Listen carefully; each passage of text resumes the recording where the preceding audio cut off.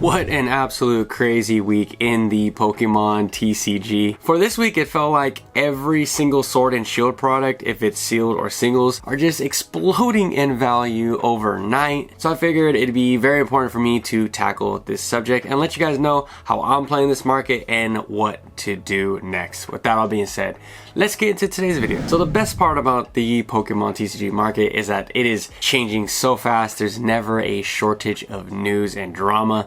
And this week is no different. This week we've seen the Lance Trainer card, which was a $2 card, now go as high as 40 bucks, which is absolutely insane. PTCG Radio, one of the best Pokemon channels that you guys can follow, he was talking about this card earlier. He said that it is a play, potentially play, on the Dragapult card for this next upcoming set or this new deck, which makes total sense. We all know that prices increase when the card is more playable, so definitely one to keep your eye out for. It's not one of those buyout situations, it's just one of those just in case situations. I do expect that Lance card to go back to maybe not its original price, but close to it. So don't go crazy and go buy those Lance cards at the $25, $30 mark. It's a $5 card, $2 to $5 card. So patience is a virtue. We've also seen the Giratina from Lost Origin continue its rise. I think it's like over a $300 card. That card is a beautiful card. It's definitely one of the staples, if not the number 2 staple of the Sword and Shield era. So cards like that, they're going to continue to rise towards the end of the era. And I know a lot of people in the hobby are having this extreme amount of FOMO to pick up every Sword and Shield item, if it's singled to sealed, because they're feeling like this Sword and Shield product is just gonna dry up and they'll never be able to own any of these cards, which is so far from the truth. But that's FOMO. That's what happens when people stay on their phones, stay on social media all the time, and they watch a bunch of content creators just pump this market and have us feel like we have this tiny little window to collect our beloved collectibles, and then it's all gone, which is kind of dumb because it is only one era behind the Scarlet and Violet era, the current era that we're in right now. So it doesn't make too much sense to me,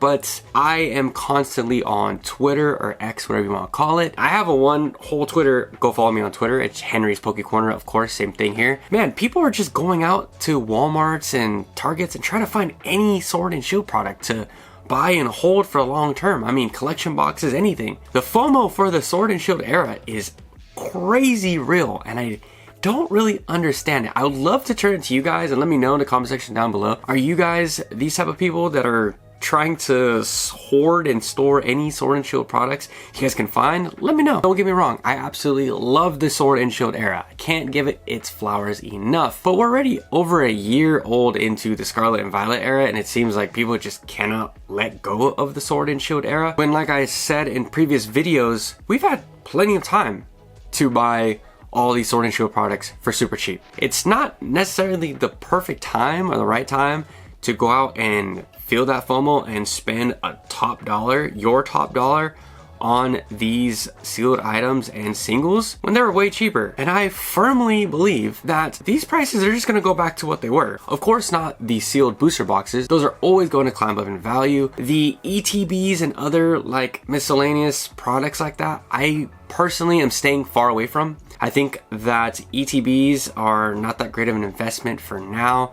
If you want to open them and get the packs for later, sure, that's fine.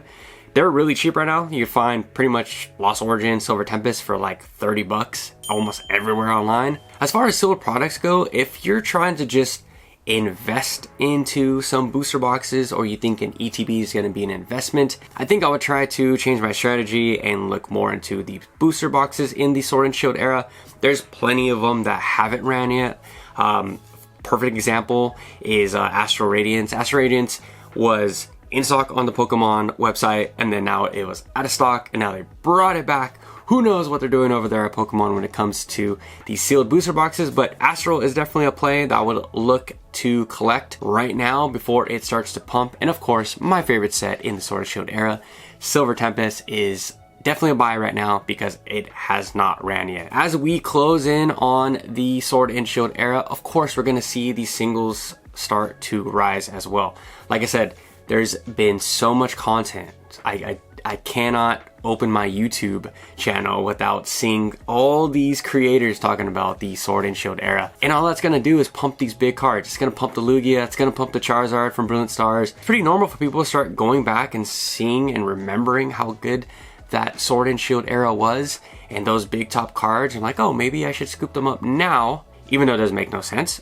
Maybe I should scoop them up now that they're kinda climbing when we had time to scoop these up. My personal tips for you guys, if that's you, if you're looking to buy singles, I would wait. I would just wait maybe a year, maybe even 2 years, because the hype is so real right now. Everyone is eyeing in on those altards and they're just climbing in price. I don't even want to talk about the Moonbreon. Of course, we all know that is the biggest card in the Sword and Shield era, but it's just not even worth talking about. I think it's still climbing. I think it's gonna hit 1K very, very soon. Tons of beautiful cards are seeing that climb. A lot of cards that are just underappreciated. I've told you guys to pick up a lot of these cards for months, even when I first started this YouTube channel like 2 years ago. That Brilliant Stars Trainer Gallery card, that was an instant buy. Now it's getting, it's getting destroyed. I even slept on that Dragonite from Evolving Skies.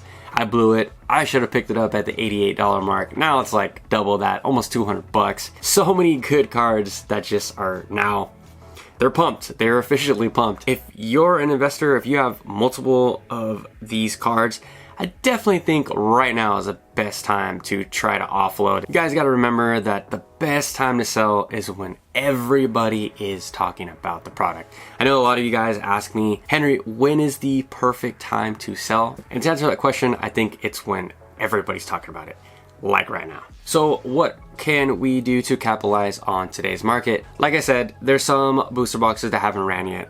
Those are definitely ones to look into. Obviously, Crown Zenith is a great product. I think that if you can find some of that on your local big box retailers, that's an instant buy. I would scoop all that up for a collection and for an investment. I think it's gonna do great and it's gonna be so fun to open up later on. Astral Radiance is great. I'd stay away from Fusion Strike and of course Evolving Skies. If you're a singles collector, just to reiterate what we said earlier, I would just wait. There is some cards that haven't majorly ran yet, like the Lugia. If you don't have that card now, I think that you definitely should think about picking this up sooner than later. We never know what type of run these singles are gonna have. We might see another tag team type increase in the market with some of these major cards. Obviously that Gengar alt art is beautiful. We might see that go to $500 very soon. Who knows? It's hard to me to really give these predictions because we just don't know the market. This is definitely a huge amount of FOMO that, not that I've never seen, but who knows? Who knows what type of bad decisions people will make with their money and how high we can see these alt arts go. But if I were you guys, I would just play it safe and kind of stay away. If you guys can find deals, great. If you guys can't, it's all good. I absolutely love the Sword and Shield era. I thought it was great. I spent way too much money chasing a lot of those big cards and I did not pull pretty much any of them besides the Charizard from Brilliant Stars and a few evolutions from Evolving Skies. Not the big tiers, not the VMAXs, but the ones underneath the Vs. But I had a good time. Let me know in the comment section down below, how are you guys treating this market? I'd love to know anything in the comment section down below. And until next time, I'll catch you guys later. Peace.